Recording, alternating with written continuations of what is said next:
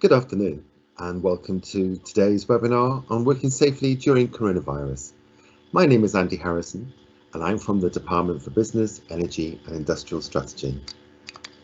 This webinar offers guidance to help employers, employees and the self-employed working in or from vehicles to understand how to work safely during the coronavirus pandemic. A quick housekeeping point. There are controls at the bottom of your screen to pause the session and for adjusting video quality and sound. You can ask questions during the webinar by selecting the Q&A symbol on the right-hand side of your screen, typing your question in the compose box, and then selecting send. As every business is different, we can't answer questions or give advice on exactly how you should implement the guidance in your specific circumstances, but we can collect your feedback and your input on how useful the guidance is for your business and areas we might want to develop in future iterations. A recording of the webinar and links to useful information will be circulated to all participants later today. So the purpose of today's webinar is to give you a practical framework to think about what you need to do to continue or to restart operations during the COVID-19 pandemic. To help you do this, guidance for business has been prepared by the Department for Business, Energy and Industrial Strategy with input from firms, unions, industry bodies and the devolved administrations in Wales, Scotland and Northern Ireland, and also in consultation with Public Health England and the Health and Safety Executive. This guidance applies to England. The links to this guidance and for the guidance for Wales, Scotland, Northern Ireland, search for Working Safely During Coronavirus on gov.uk. We expect that this guidance will be updated over time, so you should check for updates at www.gov.uk/working safely. This guidance should provide a practical framework to think about what is required to continue or restart operations. Each business will need to translate this into the specific actions it needs to take, depending on the nature of the business, including the size and type of business, how it's organised, operated, managed and regulated. You could also consider any advice that's been produced specifically for your sector, for example, by trade associations or trade unions. This guidance does not supersede any legal obligations relating to health and safety, employment or inequalities. As well as providing guidance to businesses on working safely during coronavirus, the government is supporting businesses and their employees with a package of measures during this period of unprecedented disruption.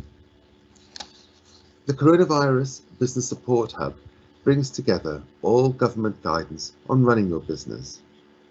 To visit the hub, search Business Support on gov.uk. You can use the Business Support Finder tool on gov.uk to see what support is available for you and your business. Answer 9 simple questions to receive a list of the support your business may be entitled to.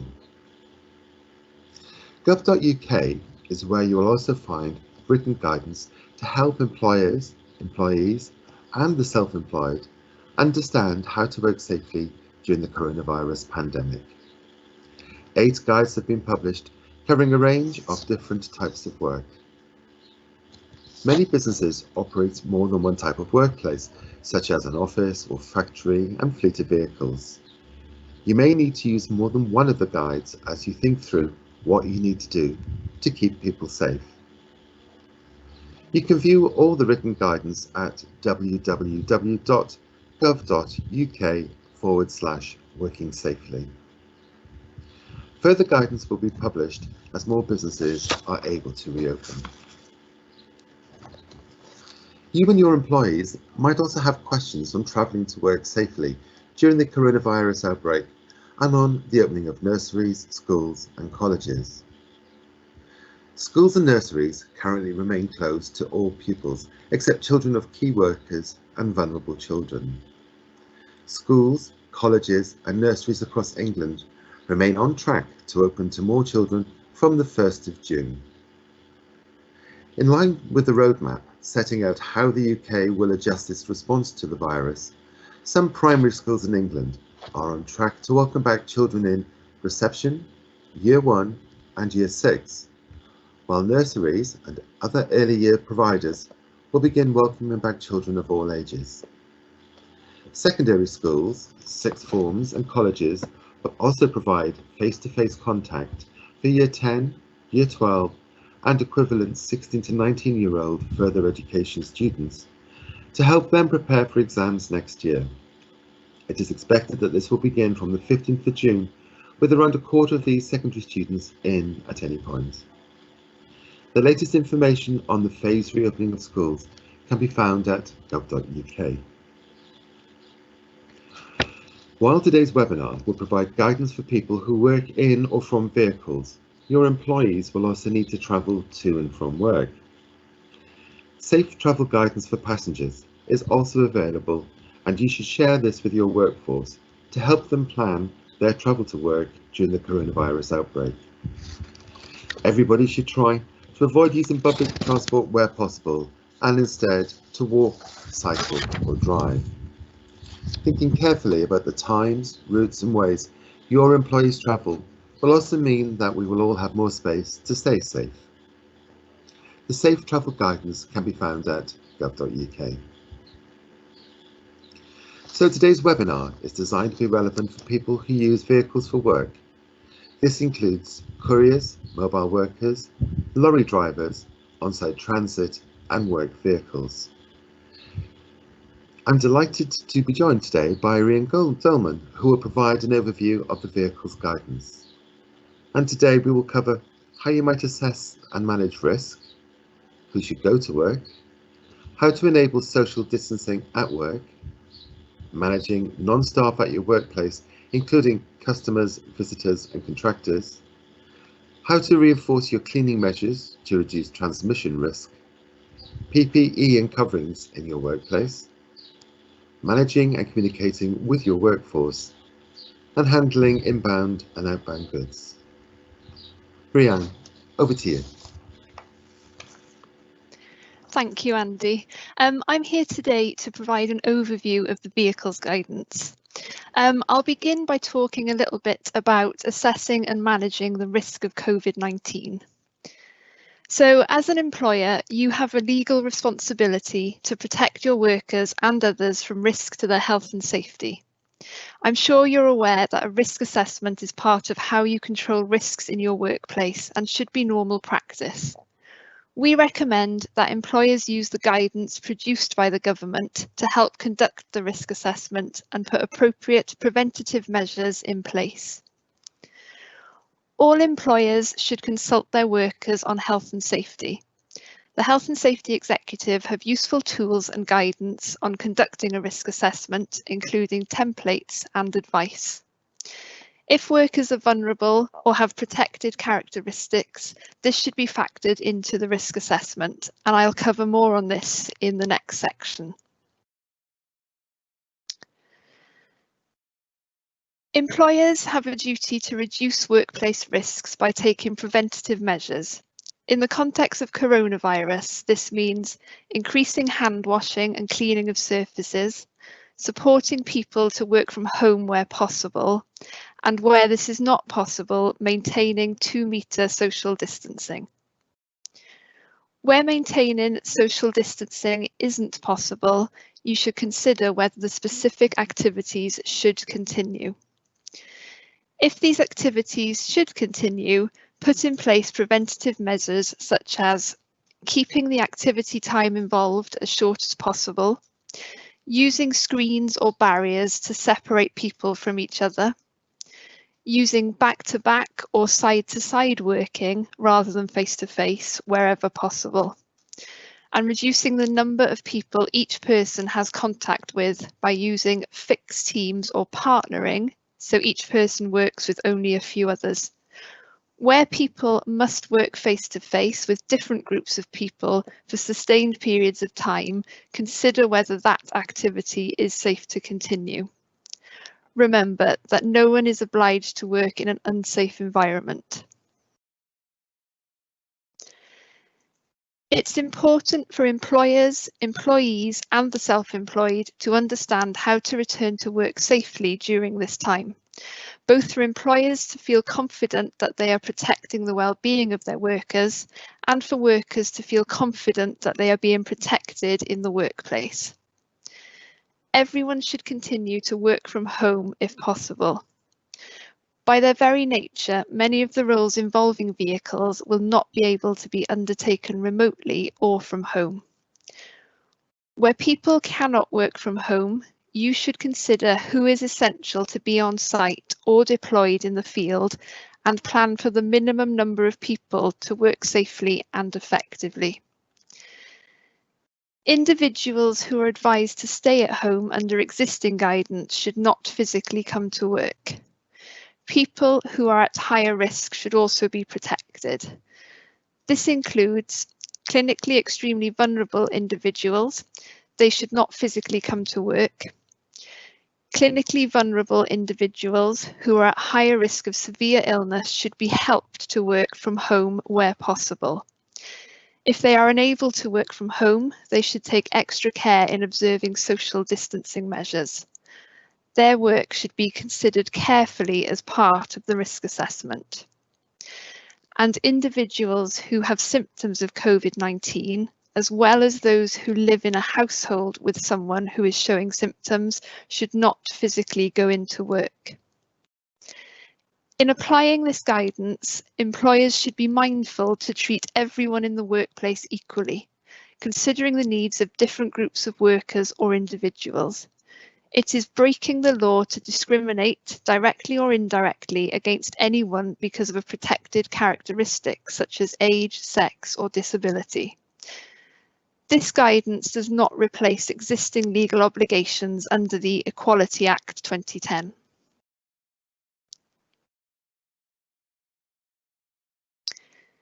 You should maintain social distancing in the workplace wherever possible, including on arrival and departure from work and when moving around buildings, work sites and destinations.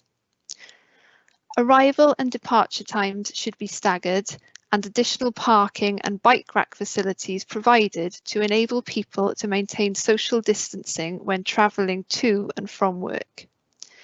Passengers should also be limited in corporate vehicles such as work minibuses.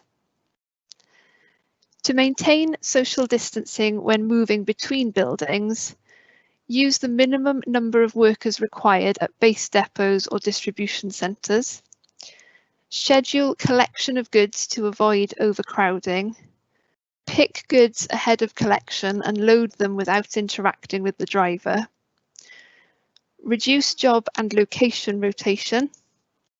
Find alternative solutions to two-person delivery, for example, through delaying the delivery of large items or using mechanical material handling equipment.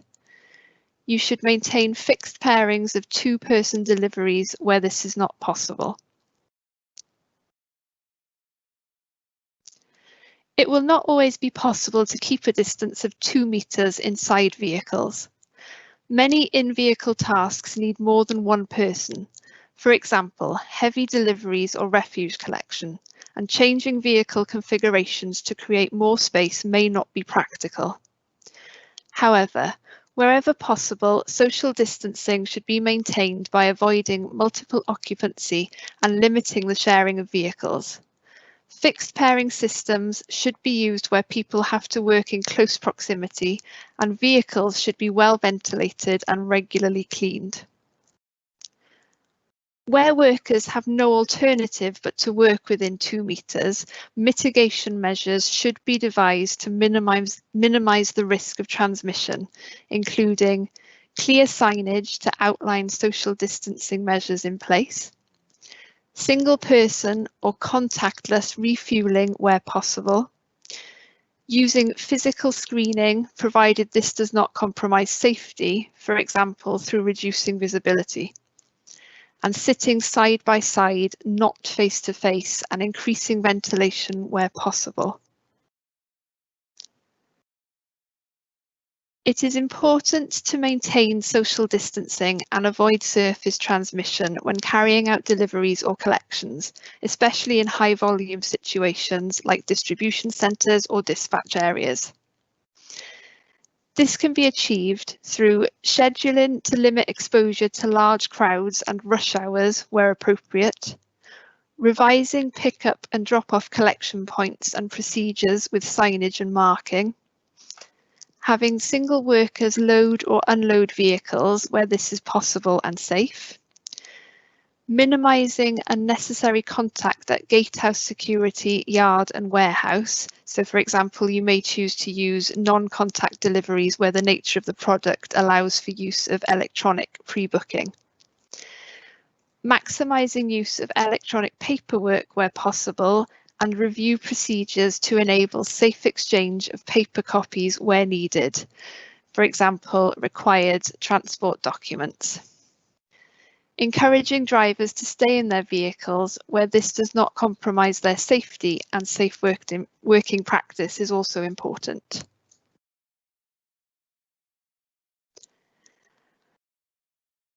Managing customers, visitors and contractors involves minimising the contact risk resulting from people at depots or in vehicles, for example, taxi customers. Steps that can be taken to do this include determining if schedules can be revised to reduce interaction and overlap between people, for example, when drivers arrive at depots or during collection and delivery times. Ensuring delivery and receipt confirmation can be made contactless and avoiding physical contact when handing goods over to a customer. Preparing for goods to be dropped off to a previously agreed area to avoid transmission. So for example, taking advantage of click and collect type arrangements, and maintaining a record of all visitors where this is practical.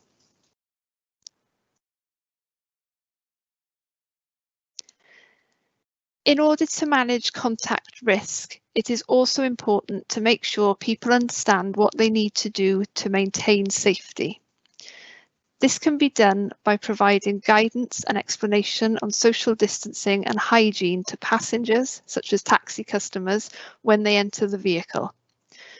Understanding protocols for collecting and distributing goods across different locations and agreeing these in advance, and regularly briefing drivers and temporary staff, communicating to customers and providing in-vehicle guides and reminders.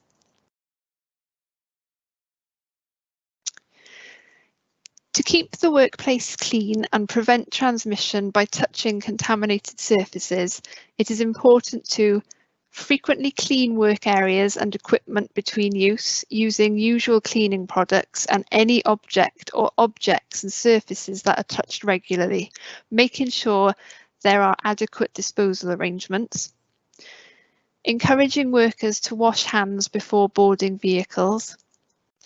Retaining sufficient quantities of hand sanitizer, wipes within vehicles to enable workers to clean hands after each delivery or drop-off, and clearing workspaces and removing waste and belongings from vehicles at the end of a shift. Several steps can be taken to help everyone keep good hygiene through the working day, including using signs and posters to build awareness of good hand washing technique, such as the need to increase hand washing frequency, avoid touching your face, and to cough or sneeze into a tissue which is binned safely, or into your arm if a tissue is not available. Ensuring drivers have access to appropriate toilet facilities during their journeys and at their destinations, and are helped to meet any requirements to allow them to do this. Providing sufficient hand sanitizer where hand washing is not possible.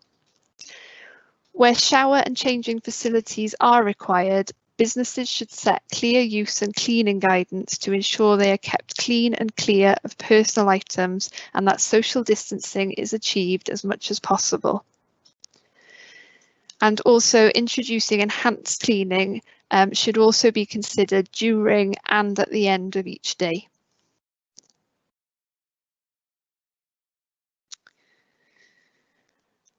Personal protective equipment, or PPE, protects the user against health or safety risks at work, including items like gloves, eye protection, and face masks. Where you are already using such equipment to protect against non-COVID-19 risks, you should continue to do so. Additional PPE beyond what you usually wear is not required to protect against COVID-19. This is because COVID-19 is a different type of risk that can be managed through social distancing, hygiene, and fixed teams or partnering. There may be circumstances where wearing face coverings may be marginally beneficial, such as when working in enclosed spacing. However, this should not be at the expense of other ways of managing the risk, including minimising time spent in contact, using fixed teams, and increasing hand and surface washing. Wearing a face covering is optional and not required by law.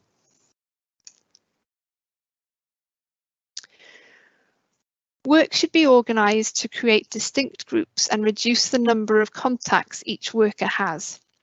Where people are split into teams or shift groups, fixing these groups is advised to minimise contact between the same people, including where people are required to work together in one vehicle. Work-related travel should also be minimised in the first instance, but where this is essential, minimise contact where people have to pass things to one another, for example, using electronic payment methods and signatures during deliveries. Centrally log trips where workers are required to stay away from home in overnight accommodation and ensure the accommodation meets social distancing guidelines. Always clean shared vehicles between shifts or handover, and ensure delivery drivers are able to maintain good hygiene and wash their hands regularly.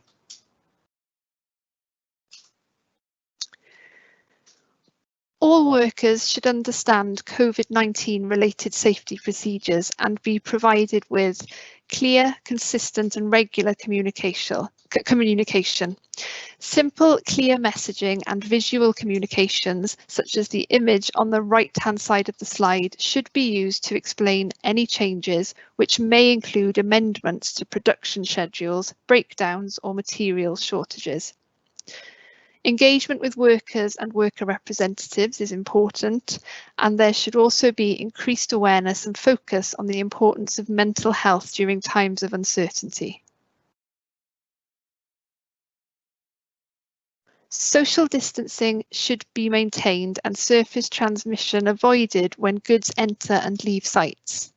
There are a number of steps that may be needed, including revising pickup and drop-off collection points, minimising unnecessary contact, reducing the frequency of deliveries, having single workers load or unload vehicles where safe to do so, using the same pairs of people for loads where more than one is needed, enabling drivers to access welfare facilities when required and consistent with other guidance, and encouraging drivers to stay in their vehicles where this does not compromise safety and existing safe working practices.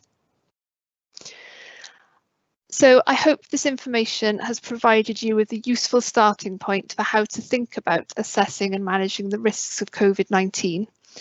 You should refer to the full guidance documents as you think about the practical considerations of how it can be applied in your workplace, depending on the nature and operations of your business.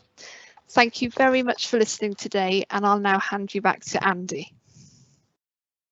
Thank you, Rhiann. As Rhiann says, the specific actions that you will take will depend on, amongst other things, the size and type of your business and how it's organised, operated, managed and regulated.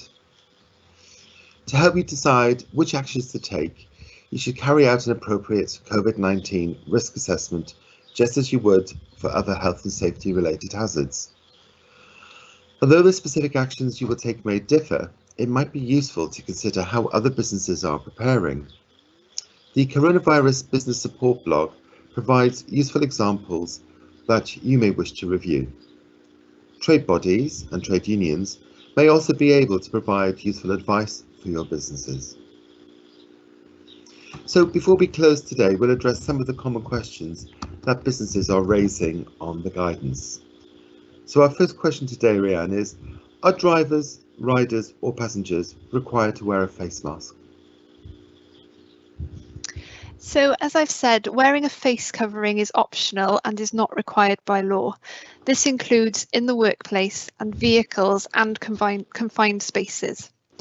If you do choose to ask drivers to wear a mask, you should support your workers in using face masks safely.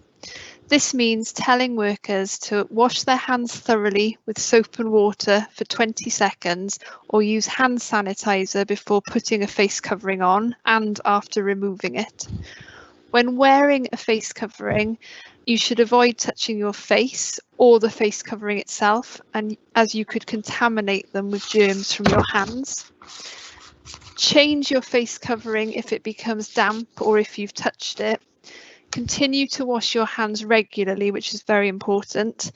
Change and wash your face covering daily. If it's not washable, then dispose of it carefully in your usual waste. Thanks, Rhiannon. That's a really helpful answer. Our next question is: how can I socially distance inside a vehicle? So it won't always be possible to keep a distance of 2 meters inside vehicles. Where people from different households need to use a vehicle at the same time, good ventilation is important, so keeping the windows open and facing away from each other may help to reduce the risk of transmission. Where possible, consider seating arrangements to optimize distance between people in the vehicle. So, for example, taxi and private hire vehicle operators may choose to ask passengers to sit in the back left-hand seat if travelling alone.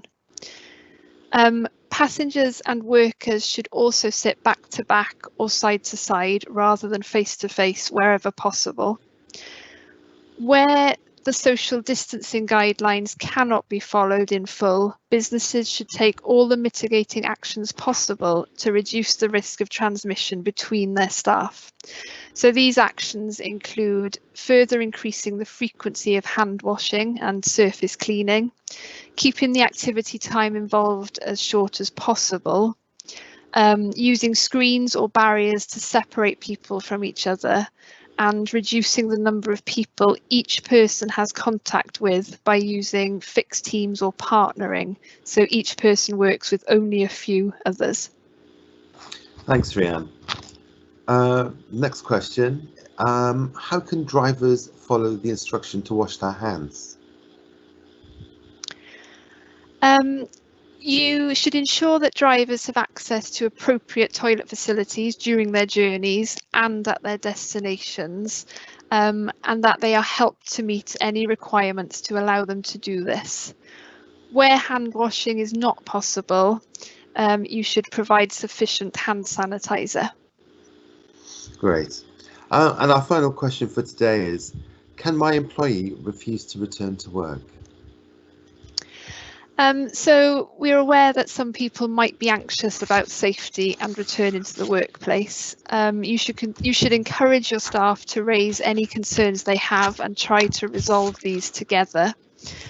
Clinically extremely vulnerable individuals should not physically go into work.